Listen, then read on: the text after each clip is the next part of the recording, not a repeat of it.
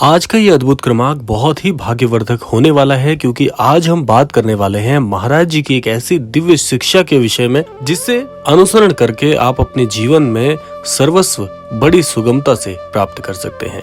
तो इसीलिए क्रमांक के साथ बने रहिएगा। आइए प्रारंभ करते हैं आज के इस दिव्य क्रमांक को। महाराज जी एक बात कहते हैं कि तुम मुझसे मिलने आओगे और मैं तुम्हें तुमसे मिलाकर भेज दूंगा। इसका आशय क्या है? इसका आशय बहुत ही चमत्कारिक है। इसीलिए महाराज जी को बिगड़ी बनाने वाले बाबा, किस्मत बनाने वाले बाबा भी कहा जाता है, क्योंकि महाराज जी का जो कैची धाम है वहां पर जो भी अनन्य भक्त वहां जाता है वो फिर वो नहीं रह जाता। वो जो बन कर गया था वो महाराज जी की कृपा का पात्र बनकर एक बहुत ही भाग्यशाली जीवन को प्राप्त करता है। महाराज जी कहते हैं कि जीवन में आप जिस भी प्रवृत्ति के व्यक्ति हो, आप जो भी हो, जिस भी व्यवहार को मानते हो, आप उस व्यवहार में कोई भी तब्दीली मत करिए। महाराज जी कहते हैं कि एक अनन्य भक्त को बहुत ही सरल हृदय वाला होना चाहिए। और महाराज जी ने जीवन का जो अद्भुत विकास है वो बहुत ही सहजता में बताया है। जैसे कि आज आप देख रहे हैं कि इस आधुनिक युग में तरह तरह की प्रवृत्ति वाले लोग होते हैं और हर एक व्यक्ति की विचार शैली, हर एक व्यक्ति का दृष्टिकोण बहुत भिन्न होता है। तो इसीलिए महाराज जी कहते हैं कि यदि जीवन का सही पर्याय आप जानना चाहते हैं तो एक सरल जीवन को अपनाइए। महाराज जी की बहुत ही अद्भुत सीख है। इसके साथ साथ महाराज जी ने आध्यात्म के लिए भी बहुत कुछ कहा है। महाराज जी कहते हैं कि अगर आप बहुत ज्यादा पूजा पाठ करने वाली प्रवृत्ति के व्यक्ति नहीं हैं, आप बस केवल और केवल ईमानदारी से अपने काम को करना जानते हैं और सभी से अच्छा व्यवहार करते हैं, तो भी एक आध्यात्म की मार्ग पर चलने वाली बात जैसा होगा। तो इसका आशय क्या है कि महाराज जी यही कहते हैं कि अगर आप बहुत ज्यादा समय आध्यात्म में नहीं भी दे पाते हैं, और हमारे बहुत सारे दर्शक इस प्रश्न को पूछते हैं कि हमें समय नहीं मिल पाता, हमारी जो कार्यशैली है वो बहुत ज्यादा तंग है और समय जीवन में प्राप्त करना थोड़ा मुश्किल है, तो उनके लिए महाराज जी की सीख बहुत बहुत कारगर होगी। महाराज जी कहते हैं कि आप अपने काम को भी यदि ईमानदारी से करते हैं, बल्कि मैं महाराज जी का आपको एक वाक्य बताता हूं जो कि महाराज जी ने कार्यक्षेत्र में कार्यरत व्यक्तियों के लिए बताया है। महाराज जी कहते हैं कि यदि आप अपने काम में प्रभु श्री राम को देखते हैं तो ये भी एक बहुत ही अच्छा अभ्यास और एक बहुत ही अच्छा नियम है जो आपको आगे बढ़ने में सहायता करता है। अब जान लेते हैं इसका आशय क्या है, महाराज जी किस ओर हमको इंगित करते हैं। महाराज जी कहते हैं कि जो कुछ भी आप काम करते हैं, जो कुछ भी आपकी रोजमर्रा के जीवन से जुड़ी हुई कार्यशैली है, उस कार्यशैली को भी यदि आप जिस प्रकार से प्रभु श्री राम जी को आदर देते हैं, सम्मान देते हैं और प्रभु श्री राम जी की बातों का अनुसरण करते हैं, यही सब कुछ आप अपने काम में भी देखने लग जाएं, यानी कि आप अपना दृष्टिकोण अपने काम के प्रति भी ऐसा ही बना लें जितनी श्रद्धा प्रभु श्री राम जी के लिए करते हैं, तो समझ जाइएगा कि आपका काम भी प्रभु श्री राम जी के आशीर्वाद के समान आपको फलीभूत अवश्य होगा। बहुत बड़ी बात है ये महाराज जी ने जो बताई है।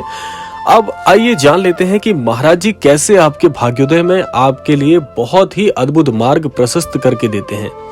महाराज जी कहते हैं कि जो व्यक्ति अपने काम को पूरी ईमानदारी से करता है, अपने सहयोगों की सहायता करता है, क्योंकि महाराज जी की एक अद्भुत शिक्षा है सभी की सेवा करना, और यदि आप अपने कार्य क्षेत्र में सभी के लिए सहायता करते हैं, सभी को अद्भुत प्रकार से व्यवहार करते हैं, तो आपका जीवन निसंदेह एक अच्छे भाग्य की ओर अग्रसर होगा।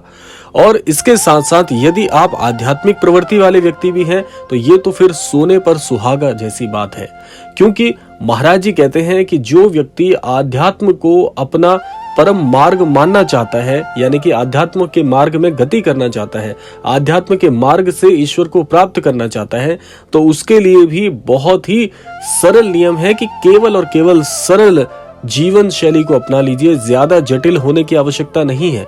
और इसीलिए आपने ये बात सुनी भी होगी कि ईश्वर को हमेशा सरल हृदय वाले, सहज हृदय वाले व्यक्ति आसानी से प्राप्त कर लेते हैं, क्योंकि उनके मन में छल कपट का भाव नहीं होता। इसीलिए जितने सरल आप होंगे उतना सरल आपका जीवन होगा, उतना ही सरल आपके लिए मार्ग प्रशस्त होगा ईश्वर को प्राप्त करने का। इसीलिए ये नियम आपके जीवन के लिए बहुत बहुत उपयोगी हो जाते हैं। अब बात करते हैं महाराज जी की एक ऐसी और शिक्षा की जो कि आप अपने जीवन में जरूर ग्रहण कर सकते हैं। महाराज जी कहते हैं कि यदि आपको थोड़ा समय मिल जाता है, यदि पूरे दिन में थोड़ा समय आप निकाल सकते हैं, तो आप इन 2 कार्यों को करके बड़ी आसानी से अपने भाग्य को बहुत ही उच्च स्तर तक ले जा सकते हैं। पहला कार्य है कि महाराज जी कहते हैं अपने कार्य को तो ईमानदारी से करना ही चाहिए, लेकिन आध्यात्म का मार्ग भी यदि आप अपनाते हैं तो बड़ी सरलता से आप अपने जीवन को बहुत ही उच्चतम बना सकते हैं।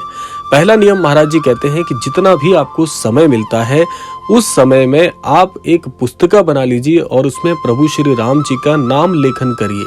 और नाम लेखन करने में आपको संख्यात्मक रूप से ये कार्य नहीं करना है, क्योंकि जब हम संख्यात्मक रूप से इस कार्य को करने लग जाते हैं तो कहीं ना कहीं हमारे मन में एक भाव उत्पन्न हो जाता है, चाहे अनचाहे, कि आज हमने इतनी संख्या में नाम लेखन किया।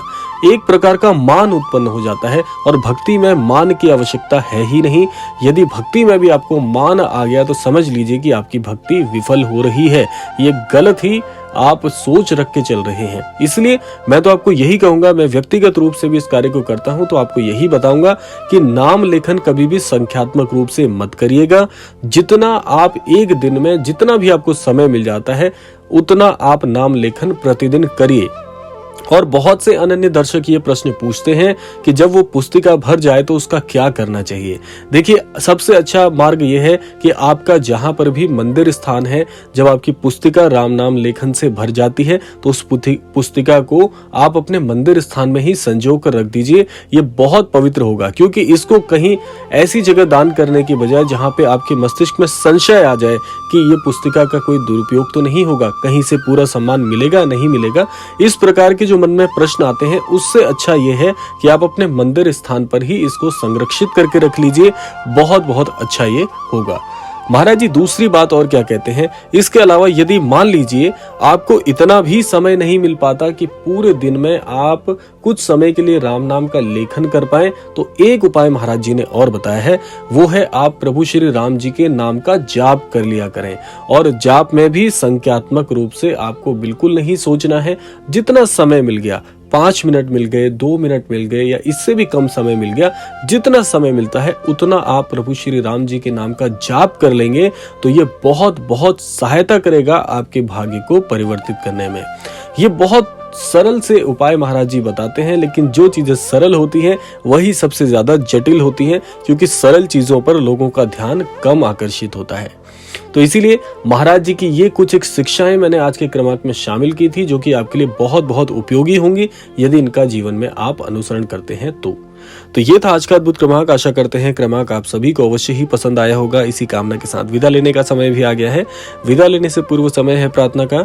यही प्रार्थना मैं करना चाहूंगा कि श्री महाराज जी सभी को सन्मति और सद्बुद्धि की प्राप्ति कराएं, इस संपूर्ण सृष्टि का, इस संपूर्ण लोक का कल्याण हो। इसी कामना के साथ विदा लेते हैं, मिलते हैं अगले क्रमांक में। तब तक के लिए जय श्री राम, जय गुरुदेव, जय उत्तराखंड।